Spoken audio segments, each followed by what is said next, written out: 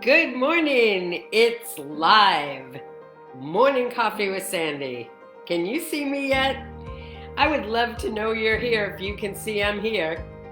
Good morning. It's time for Morning Coffee with Sandy live. That means that if I say something stupid, you get to know about it. But then I almost never start over anyway, so what you see is basically what you get. Good stuff. I would love to know if you're here with me, so just kind of give me a little heads up if you're here. A little hi is all you need to do, or good morning. I just want to know who's paying attention this morning. So, let me start out with what I forgot to do yesterday. I promised you a celebrity and you didn't get one. So I told you I was going to talk about Angela Davis, the absolutely amazing, iconic, brilliant woman, popular in the 60s, outspoken. I went to UCLA, so there was a lot of conversation about what was going on in the world and socially, and she was of course like the one, I mean, she was huge. So you can imagine how when, it must have been 30 years later, I was in New York. This was in the 90s. I was in New York. A friend of mine was opening on Broadway in Rent. It was pretty exciting. So we went to cheer him on, and we were all having lunch one day outside in Alphabet City, and there were probably, 18, 20 of us at this big long table, and the young lady sitting next to me jumped up, screamed, went running across 2 lanes of traffic, grabbed this stranger across the street, brought her back to our table, and as she got closer, my eyes just kept getting bigger and bigger. I realized she's bringing Angela Davis to my table. Whoa! She was so kind and so delightful. She came to the table and she literally took questions all the way around the table. Everybody got a turn to ask her a question. She gave it thought. She answered each question. I was last. She came to me and I just looked up at her and I said, I wish I had something brilliant to ask you, Angela, but all I really want to know is, damn, how do you still look so good? She looked fabulous. Still had her fro, still a little space between her teeth, if you know who I'm talking about, but her skin was so clear and she stood so straight and she hadn't gained any weight, and she was just beautiful. And she was so funny when she got my question after asking, being asked all these very erudite questions. She started laughing and she handed me her business card. She was working at, I think UC Santa Barbara at the time. Handed me her business card and said, we should talk. You give me a call. So that was my experience with the famous Angela Davis. Thank you very much. Ta-da! So, I know what I want to tell you. I want to tell you about last night. I mean, come on, it was Saturday night, right? Date night. So what are you going to do? Where are you going to go? Well, I went to a comedy club last night. Had a fine dinner.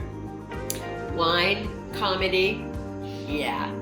Check my Facebook page because it was all right here. First thing we did was we created this amazing chicken pot pie, a gourmet chicken pot pie. So I worked a lot on the insides, but my guy, he worked on the outside.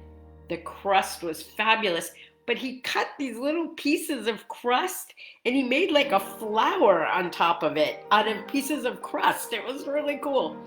But more important, it tasted phenomenal. And of course, we paired it with an amazingly good bottle of Meiomi Pinot Noir, which I happen to love. And we set up a fancy table to eat at. He brought the big screen, which is behind me. There you go, see? It's pretty huge. He brought the big screen into the dining room so that we could then have comedy club evening, and we sat and laughed with Jim Gaffigan. It was pretty cool. And I told my daughter what we were gonna do, so she and her husband and my grandson got all dressed up, went out to the kitchen, to the living room for fine dining, and then to the theater where they turned on Disney, and you got it. They went to the theater at home. Hey, you can do the same thing. It keeps life from being boring, and it makes it so much more fun for you. I know what else I wanted to share with you.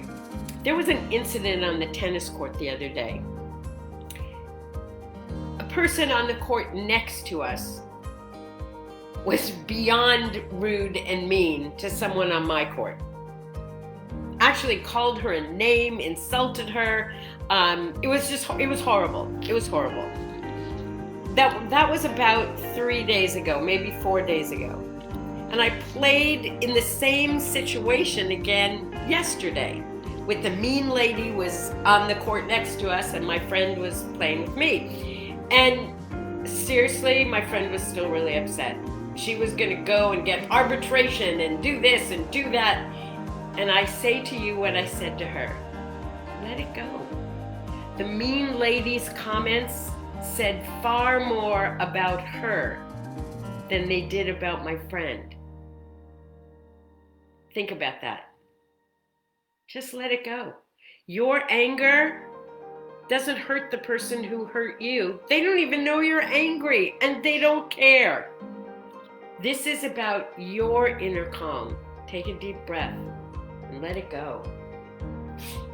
And a quick read for you from How to Be Happy and Grateful.